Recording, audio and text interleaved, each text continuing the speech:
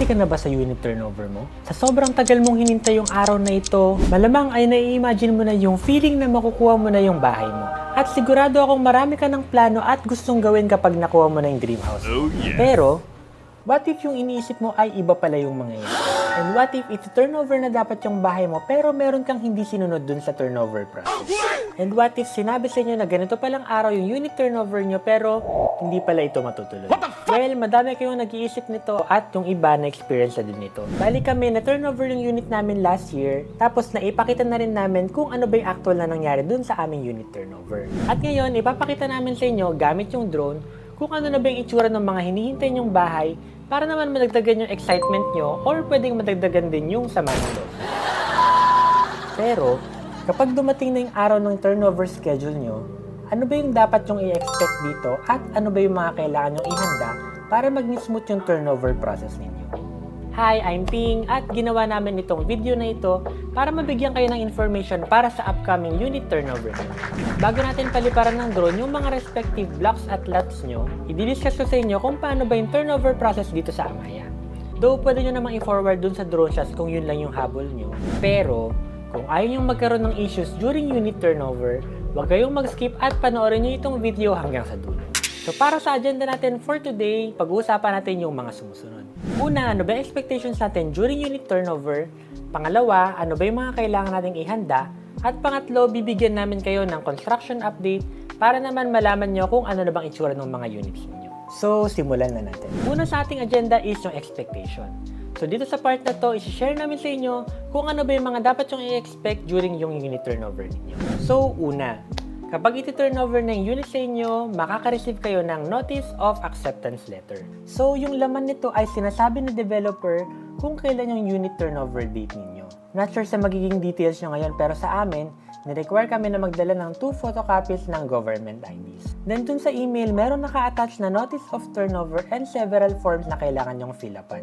And itong mga naka-attach na forms na to, hindi nyo naman siya kailangang i-print. So, binigyan lang kayo ni Amaia ng advance copy para alam nyo kung ano ba yung mga dapat yung fill-upan during yung unit turnover date nyo. So, fast forward tayo sa turnover schedule nyo. Alam naman natin na ito na yung makatotohanang date na hinihintay ninyo. Ang sabi sa email sa amin, dapat dumating daw kami 15 minutes before yung schedule. Then, ang unang nangyari sa amin is, nagpunta muna kami sa unit bago pa yung orientation. Well, sa amin kahit ano namang mauna, no, basta makuha na namin yung bahay. And during orientation, dito i-discuss yung village orientation at yung guidelines para sa home improvement at renovation. Sa house tour naman, nagpunta kami sa unit para lang ipakita nila na all goods na yung bahay at ready na siya for turnover. Okay guys, so yan yung nangyari sa amin during turnover. Hindi siya detailed, di ba? Pero kung gusto nyong makita kung ano ba yung actual na nangyari sa amin during our unit turnover, panoorin nyo itong video na ito kung hindi nyo pa napapanood. So yung last na item na ibibigay sa inyo for your expectation is yung actual condition ng unit. So lagi nyong inaalam kung ilang percent completion na yung unit nyo. So ito guys, 100% na siya. Pero, hindi ka pa talaga mabubuhay pag lumipat ka na dito. Pero bakit? Una, kapag tinurnover tong bahay sa inyo, so kung paano siya natapos ng mga contractor na gumawa ng bahay is, ganun lang siya iti-turnover sa inyo. Ang ginawa lang nila is, winalis lang siya tapos, goods na. In short, sobrang dumi pa ng unit at ang dami pang alikabok. So, kailangan nyo pa talagang maglinis. At pangalawa, kaya hindi pa talaga kayo mabubuhay dito is, wala pa tayong tubig at kuryente. So, kailangan nyo pang mag-apply ng connections dito. Sa kuryente, pwedeng magpalakad kayo kay Amaia, pero sa water district, dapat kayo yung maglalakad nito. So, para sa details ng utility connection, panoorin nyo itong video na to para maging guided kayo kung ano ba yung process na ginawa namin para makabitan kami ng kuryente at ng tubig. At dahil napag-usapan na natin kung ano ba yung mga dapat yung i-expect, pag-usapan naman natin ngayon kung ano ba yung mga dapat yung ihanda. So, dito pag-uusapan natin yung preparations na dapat yung gawin during yung unit turnover nyo. So kanina nabanggit natin na sobrang dumi pa ng mga units nyo. So kailangan nyo talaga mag-general cleaning. Hindi ito yung walis-walis lang ha. Guys, bumili kayo ng cleaning materials. Well, isa na yung walis doon pero kailangan nyo ng basahan. As in madaming basahan. Then kailangan nyo ng mop para sa sahig nyo. Tapos bumili na rin kayo ng mga brush para sa banyo. And also bumili na rin kayo ng detergent, disinfectant, and so on. Pero wait. Paano kayo maglilinis dito kung wala pang tubig? Kung hindi nyo pa napapanood itong video na to, hindi talaga kayo makakapaglinis. Pero ang pwede nyong gawin is itry nyong mag-request ng assistance kay admin para mabigyan kayo ng temporary access sa water. And then, maglinis na kayo. Ang pinaka-best na advice na pwede kong sabihin sa inyo is mag-hire kayo ng professional cleaner. Ako ganun yung ginawa ko, pero yung mali ko dun is nagpalinis ako ng bahay nung meron ng mga gamit. So mas maganda para mas makapaglinis yung cleaner na kukunin nyo is wala pang gamit. Pero na-manage naman nung naglinis ng bahay namin, no? So yun, thank you kay Sir Ok. So magpalinis na kayo ng bahay. Pero kung carry nyo naman, kayo na lang maglinis at para makatipid din kayo. So, pangalawa sa ating preparations is yung punch list or yung defect inspection. So, ito yung isa sa mga magiging challenges pag nakuha nyo yung bahay nyo. So, hahanapan nyo talaga ng defects and damages ng unit nyo para malaman nyo kung ano ba yung sira at issues dito. Ang maganda rito is gumawa ka ng checklist mo para wala kang makaligtaan sa mga dapat mong i-check. Pero kung tinatamad ka naman, maganda kung mapanood mo yung video na ginawa namin tungkol dito para malaman mo kung ano ba yung mga in-inspect namin at malaman mo rin kung ano yung mga pinaayos namin. Ayan, so dalawang video yan, no? After mo mapanood to, good luck sa paghahanap mo ng defects and damages sa mga units ninyo. At sana wala kayong issue sa bahay, no? At kung meron man, sana very minimal lang. Kasi sobrang hirap magpaayos ng bahay. Sin, promise. So, pangatlo at last sa kailangan nyo i-prepare during unit turnover is ihanda nyo yung mga sarili. In case magkaroon tayo ng unit turnover delays na naman. Guys, highlight ko lang, no? Ang gumagawa po ng bahay natin is hindi po si Amaia. Kung hindi, ang gumagawa po dito ay yung mga third-party contractors na kinuha ni Amaia. And ang masasabi ko lang is, kung ano talaga yung totoong turnover ditong unit, yun yung makommunicate sa mga unit owners. Bali, napakadami pong reasons kung bakit nadidelay yung turnovers natin, no? At para sa mga detalye tungkol sa unit turnover delays, panoorin nyo itong video na to kasi sinabi natin lahat dyan kung ano ba talaga yung mga reasons para hindi na kayo nagkakaroon ng mga palaisipan. At para sa pinakahihintay ng lahat, ang construction update. So ano na nga ba itsura ng mga units nyo ngayong February 2025? Since February na, itong ipapakita nating drone shots is magsisilbing update sa inyo para sa first quarter ngayong taon. Actually, ayoko na sana magpalipad ng drone kasi ang dami nagagalit kay Amaia. Pero dahil napagdaanan ko rin yung situation nyo, gusto ko kayong bigyan ng update para hindi na kayo mag-overthink at mabigyan ng linaw kung ano na bang itsura ng mga units ninyo. So okay ba yon? Kung okay yon, type amen. De joke lang. So mag-start na tayo ng tour. Pero guys, request ko lang, stay positive and optimistic. So, ayun, enjoy the tour.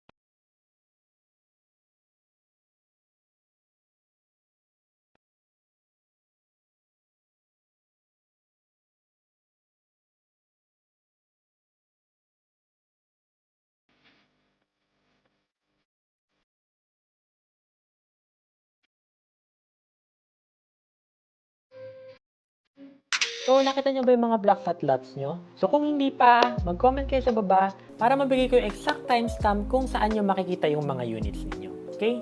So, gagawin ko yung best ko para masagot kayong lahat.